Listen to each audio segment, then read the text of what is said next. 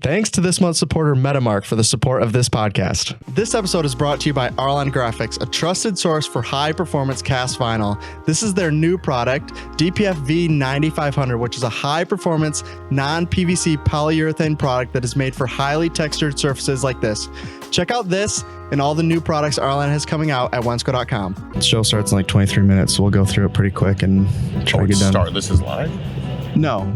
Oh, the show this here. Show starts, I was like, whoa, before people start coming in behind us, it gets super loud in here, right? That, so, exactly. So we'll speed through it pretty fast here. Sugar Ray Leonard just got on the stage, so yeah. All right, I'll go ahead and get started. Welcome to the Slightly Serious Sign Podcast, brought to you by Wensco Sign Supply, the #1 podcast in the sign and graphics industry for news, events, new products, and customer success stories. If you want to know what's going on or you want to grow your sign shop, you're in the right place. Here is one, some, or all of your hosts, Mike, Tyler, and Domingo. Hello, everyone, and welcome to the Slightly Serious Sign Podcast. As you may have noticed, if you're watching a video or if you're listening on audio, it sounds a little different. It definitely looks a little different. We're not in the studio here. So we're here at the FastSigns show here in Charlotte, North Carolina. We're lucky enough to have some guests on while we're out traveling, so we brought all of our equipment. I'll let the guest introduce himself, and that'll make it an easier transition into kind of what we're going to talk about here today. So if you want to introduce yourself, that'd be great. I will. Tyler, thank you. And thank you for being at our show. Yeah. We're excited to have you here. We're excited we got here despite the weather. Yeah, no kidding. Yeah. My name is Mark Jameson, and I am the Chief Development Officer for FastSigns and Propelled Brands, which owns FastSigns. And I've been with the company for 17 years. Excited to be here. Perfect. So the reason we wanted to come on is I thought it would be a benefit to have someone come on and talk about if you're currently working at a sign shop or you own a sign shop, this should be beneficial for either of you. So what does the process look like if you are if you're working at a sign shop now and you're thinking, oh, I'd really love to own my own sign shop one day, or maybe you're not even in the business at all and you're like, oh, I'd love to own one day. What does it look like to go through the process of either starting a new franchise or even buying an existing FastSigns franchise? Great. I could talk through that, and maybe we could talk a little bit about if you're a sign shop, what it's like to convert. Yeah. But if you want to become a FastSigns franchisee, we obviously love that. We have 450 markets still open and listed, ready to sell. They're on our website, FastSigns.com. And basically, we have financial criteria is probably the big first step, and that is that you have to have a $250,000 net worth. And about 80,000 of that should be in cash. Okay. Now we can finance it. We have great relationships, and most of the time you can put about $40,000 or $50,000 into it and finance the rest of it. Okay. But the banks and landlords and us want to make sure you've got some cushion there. Yep. And we do really everything. What's interesting, and you talk about if they're in the sign business, about 97% of our new franchisees, 99% have virtually no sign experience. Yeah. We teach them everything. But we've had many people who have worked in the industry. We also have had some of our former employees and suppliers that have bought FastSigns franchises. And we love that, obviously. It makes a lot of sense. So, and then we have a pre-qualification. We take you through the process, start to finish. And if you become approved by a franchisee, I interview the final candidates and we approve you because we want to make sure everybody's a good fit and understands the rules and the guidelines. And then we do really everything to put them in business. We start them with finding real estate, identifying a location. We look for about 12 to 1,500 square feet for new franchisees. We order their equipment package. We do the setup. They go through about a month's worth of training. 1 week with a mentor, a franchisee who helps them understand the rules and the systems and the tools and how we sell and how we market and how we brand. 2 weeks at our headquarters in Dallas. And then we're on site for about a week, typically when they get ready to open. Yeah. But we have a very step-by-step process. Once they identify a location, then we do the design, the build out, the construction. So the good news is they don't need to know any of that, right? They're ready to run the business. Franchisees for us are best if they're sales oriented. Yeah. Technical people are not needed, unfortunately, because we have a lot of technical expertise we can hire to that. But our business is driven by being in the community, the face of the business, meeting people, and driving sales. Yeah. So what's cool, like being at this show, is so you see the regular franchisees, the ones that already own them, but there's also like two other groups that we've seen doing these shows. So one is people that have recently opened or recently have purchased one, right? And they'll have, like, a lot of times what we'll see that as is like first time attendee on the badge, and they'll give you an idea, like either they haven't been here before or they just opened.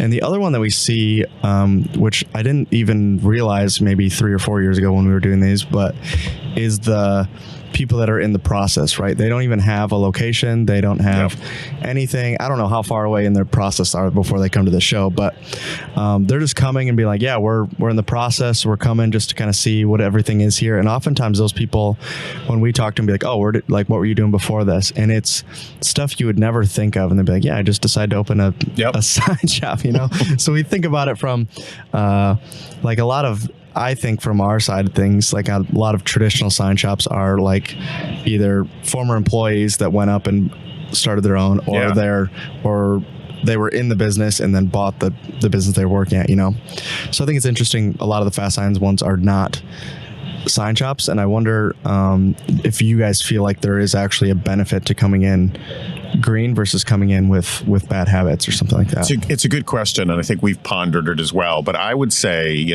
we'll talk about it, but we have 3 programs to become a FastSigns. Brand new, which is what we're talking about. And then we also have independents who convert, so they get the benefits of the marketing and the branding and vendor discounts. And then we co-brand with people that are in related industries like print. But in some ways, not having experience can be a very big positive, right? Because they learn the system from the ground up. And like I said earlier, we want our franchisees focused less on making signs and more on selling. They're generally the chief salesperson. They're in the market. They're building relationships, because we can hire and train, especially more and more now using AI and other things, to get them to hire great people and to help with production and to do that part of it. So, you said a little bit earlier, there's groups here. So we invite, once you sign a franchise agreement, whether you're open or not, we encourage them to come to convention, because it's a great learning experience to talk to suppliers like you and to learn. They're here with, weather changed it a little bit. Unexpected storm in Charlotte, but in Dallas, which was the hub to get here. We were going to have about 1,000 people, 600 and something franchisees, a couple hundred vendors and suppliers, and then our team. And so I don't know that there's a right answer, but I would tell you most of our new franchisees have virtually no sign experience. And what they're really looking for, we think of this as the sign business, you and I, who've been in it for years. Really, they're looking for a business model that they can make money. And what they love about this business model, it's Monday through Friday, typically. Might do installs later and it's weekends. You think about that versus opening a McDonald's or a restaurant or a retail store. So we appeal to professionals that want to build their own wealth and maybe sometimes bring their children or spouse in the business. We have a lot of multi-generational franchisees, but they want to do their own thing and they love the work hours. It's generally a clean business. It can be messy at times, but and they love that they're dealing with other business people. Right? It's a B2B. You're not dealing with that consumer who's going to complain because they didn't get enough whipped cream on their coffee cup or something, right? It's a really collaborative business. So, so basically you'll have here, as you said, we've got right now about 27 stores that are in the process of opening across the country and in the UK. We have our UK franchisees there as well. And then last year we had another record year of signing new agreements. We signed over 30 new franchise agreements. Those people, some of them signed 2 weeks ago.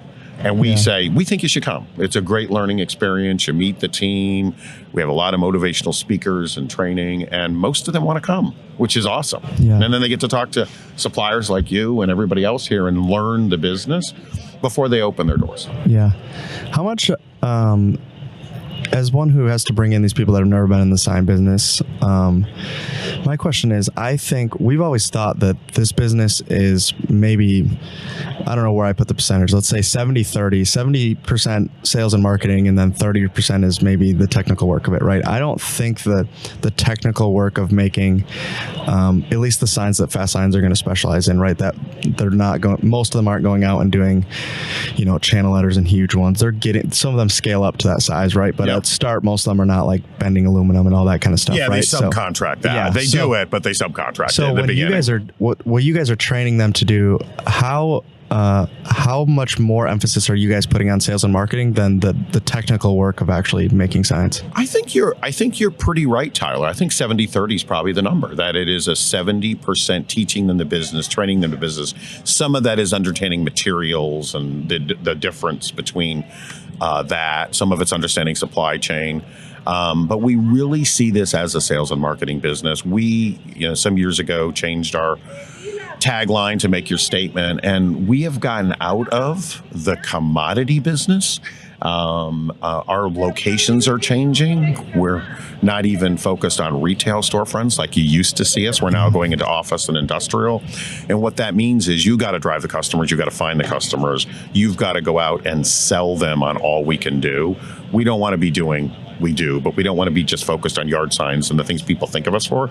We're doing wall murals and digital signs and the big stuff. Now, whether we do it in-house or we collaborate with great suppliers like you, changes, and that depends on the franchisee. There is a life cycle, but I think you're dead on. I think our focus is about 70% of running the business, so there's a business management side of it, teaching and training the core parts of this industry, but most of it's sales and marketing. And our most successful franchisees, the new ones that we've really seen in this last 5 years, as we've evolved more and more to sales and marketing, most of them are senior sales executives in an unrelated industry, the food industry, logistics, and they got laid off or they're worried about their job, and they come to us for the next opportunity. Yeah, that's interesting. When you brought up earlier that it's a Monday through Friday, I didn't even think about that from some of them that are probably coming from the food business. One of the guys we talked to that opened came from the automotive business, right? And even if you're in car sales, that's still Saturday's your best day, right? You're working Saturdays for forever, right? So that's an interesting perspective for sure. We certainly know there's installs and things to do after hours. We know that this business. But in terms of the sales side of it, it's a Monday through Friday, 8 to 5 business, and that's, if you want to have that balance of life and work, it works well for people. Yeah, that's interesting. I wouldn't have thought how much emphasis you guys put on sales and marketing. It makes sense from our side, from showing, we do a lot of trainings, right? So showing people the basics of here's how you install graphics on a wall, here's how you install graphics on a car, here's how you build a basic sign cabinet, right? Yeah.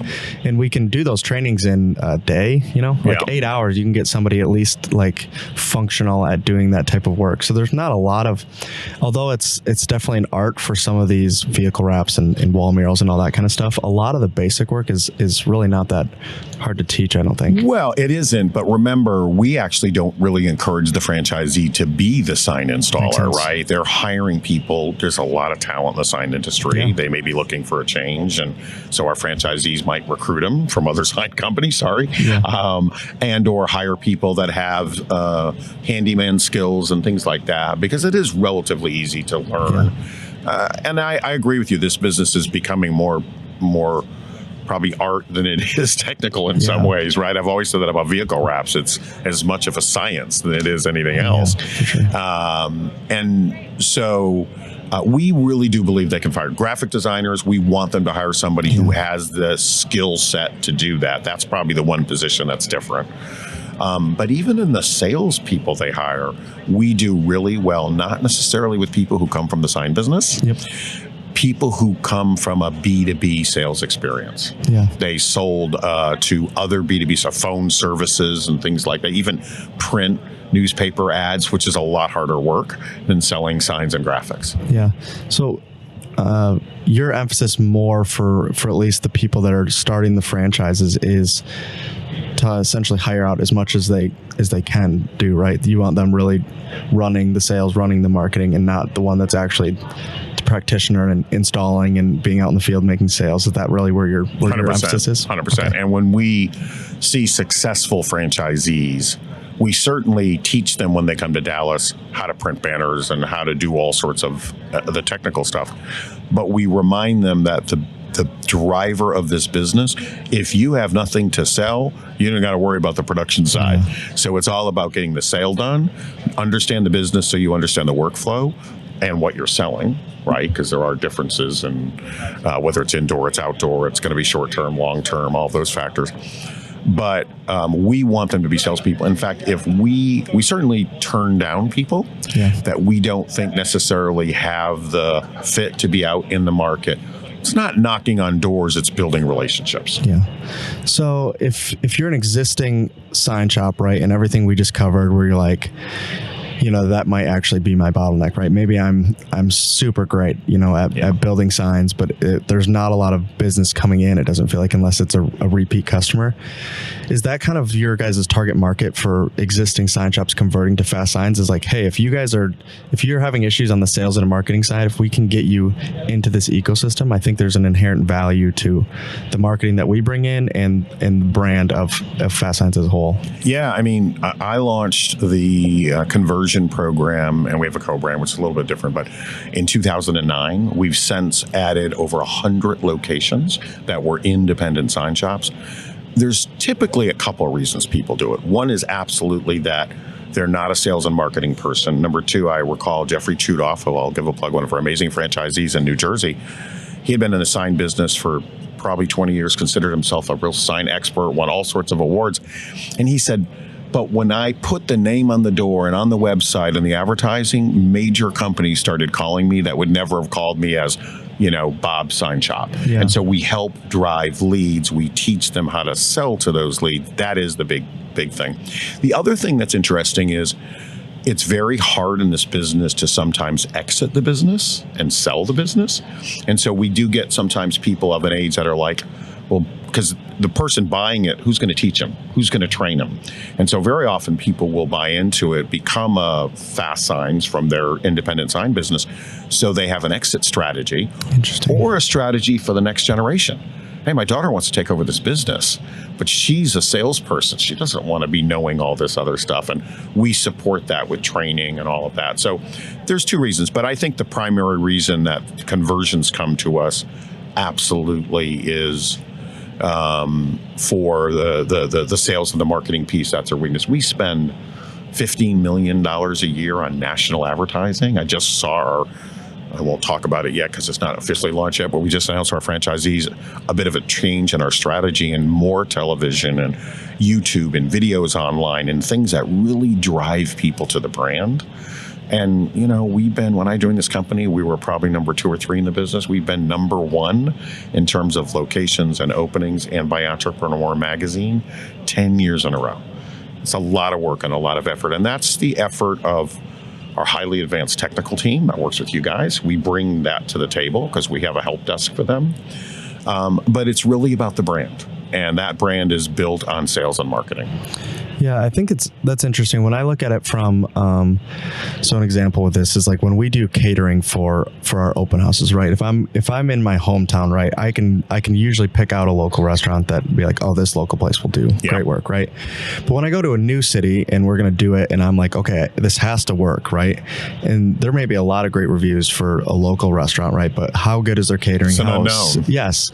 But if I do it through like Qdoba, which is one we use frequently, right? It's a pretty consistent experience from city to city. I know if I reach out to Qdoba Catering, I'm going to get a good result, right? And I think that is the value that FastSigns would bring to these shops, right? Where if you're looking for something and you don't know what to do, right? If you're not familiar with making signs, you're just like, my boss just told me I need the sign up. Right. I don't know who to call, right? Yeah.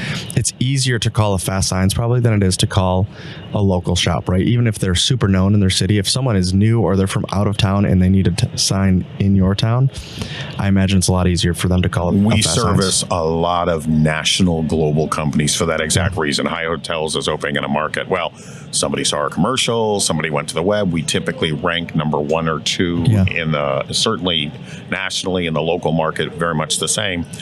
And there's that confidence. Now they go to their website and they say, oh, we did a similar project for somebody in Minnesota or in Florida or California. And that's what Jeff shared with me. He's like, Mark, I never would have gotten a McDonald's to call me, or they wouldn't have known who I was. Yeah. But they went to the FastSigns website, found me, and what I've heard from a lot of our co-brands or conversions is it made the phone ring. Right now, people are calling and say, I think I never thought of it that way, but your example's dead on. Yeah. Right. If I'm in the local market, I know somebody, I may go to the local guy because we're in the chamber together. Yeah. But if I'm coming to the market or I'm a global chain, I want some confidence in who I'm picking. Yeah. Yeah. I know, like, so FastSigns Grand Rapids, right? That's the one that's local to us, at least, right? Amazing franchisees. Yeah, 100%, right? Yeah. They didn't make it because of the weather. Yeah. Did you get here? Yeah, we Obviously. drove. We were prepared. Yeah, we knew it was going to be miserable. So yeah, we they were supposed to be here and they couldn't. They couldn't get out of Grand Rapids. Funny. Yesterday, we were like, I don't think they're here. I mean, I looked around. I know a lot of the employees there, right? So I was like, I don't think they're here. Sean was supposed to be here. Yeah, that makes sense. And he emailed me yesterday and said, we can't get there. Yeah, it was gross all week for us, so that's not surprising. But anyways, they did a big job, pretty close to actually where our headquarters are, right? Okay. And they, in the end, they weren't the ones to do the actual install, right? We know the local shop that ended up doing the install, but they still got the job originally and were able to sell it because, one, they have the name behind it. Two, they have the salespeople that were capable of, closing that type of job. Yeah.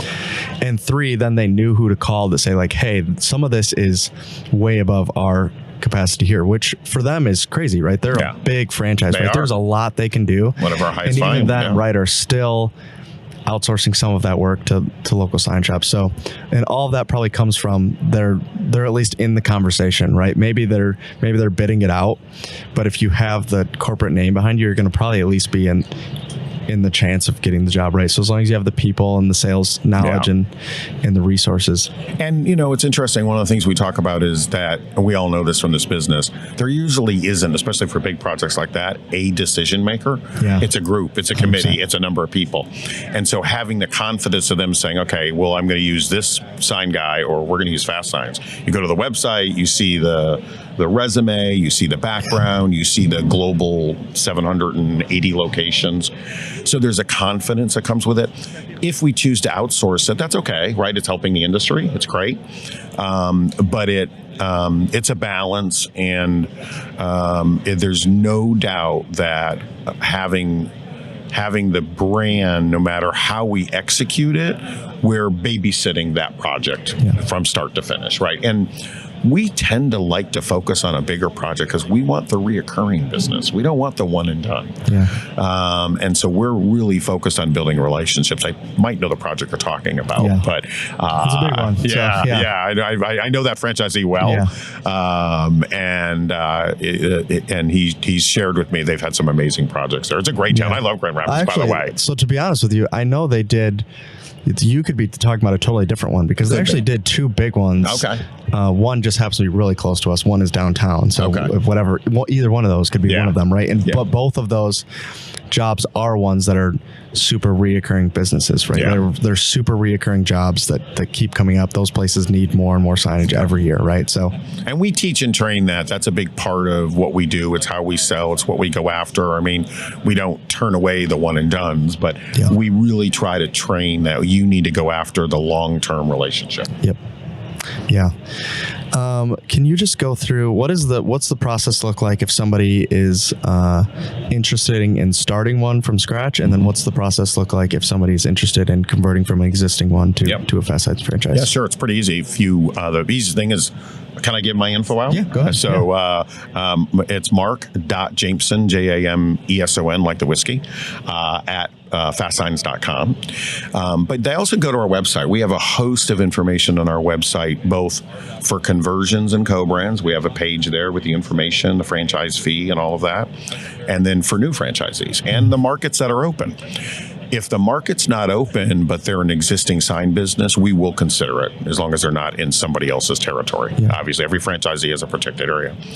And they fill out an application there, and they fill out some basic information, and then one of our team members calls them We take them through a discovery process. There's legal sides to franchising, so we have to disclose them. And then our team actually goes out and meets with them in their market. And we do that for a couple of reasons. Number one, if they're a conversion, we need to see the facility. We need to advise them what things they need to do. If they're a new franchisee, we like to sit down with them. We like to get to know them. We're careful about who we bring into the network. And we will take them on a tour. Like, hey, you need to go visit a sign. I'm going to take you in to see a FastSigns close by or nearby, so you can see the business, meet another owner, and talk to them. Our process is pretty regimented, and the timing of it can be as quick as 30 days, and sometimes it's 90 days. So it just depends. Yeah, that's interesting. But to reach out, and our team is always ready to help. Perfect. Yeah, I think this was a great conversation. There's a lot of things I didn't know going into this conversation, so hopefully they got as much value, at least, as I did out of it. So thanks for coming on. Thank you for supporting our show, and including me, Tyler. We appreciate everything Wensco does. So. Yeah, we were happy to be here. The show went super great yesterday. Obviously, it's starting again here. We're 2 minutes past, actually, so people are probably rolling in right now. But yeah, thanks for coming on the podcast. We appreciate it. Thanks for having us here at the show. It's been great. And yeah, thank you guys for listening, and we'll see you in the next episode. So, all right. Goodbye. Thank you.